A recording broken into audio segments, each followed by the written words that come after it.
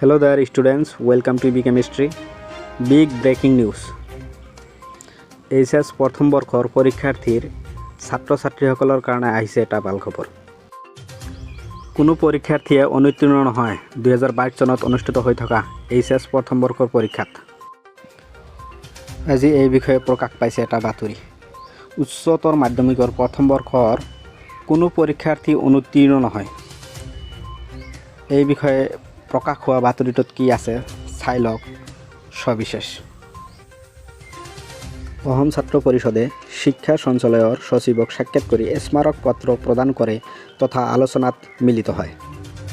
আলোচনাত অসম ছাত্ৰ পৰিষদে পৰীক্ষা বাতিলৰ দাবী কৰিছিল যদিও আলোচনাৰ অন্তত কোভিডৰ পৰিপ্ৰেক্ষিতত পৰীক্ষাৰ পৰা আঁতৰি থাকিবলগীয়া হোৱা ছাত্ৰ ছাত্ৰীৰ মানসিক উৎকৰ্ষ সাধনৰ বাবে তথা আত্মবিশ্বাস বৃদ্ধিৰ বাবেহে পৰীক্ষা অনুষ্ঠিত হৈছে বুলি কৈছে।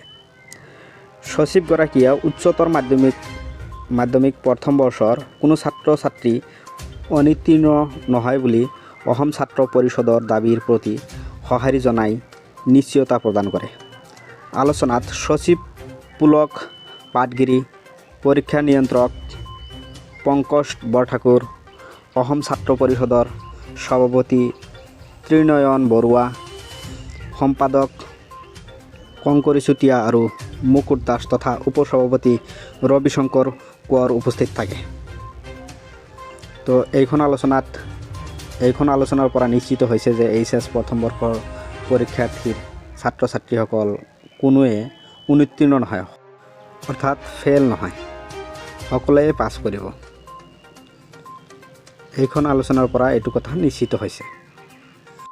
পৰৱৰ্তী সময়ৰ ভিডিঅ'ৰ আপডেট পাবৰ কাৰণে মোৰ চেনেলটো ছাবস্ক্ৰাইব কৰি ৰাখিবা। থেংক ইউ ফৰ ৱাচিং my video'. Please subscribe my YouTube channel.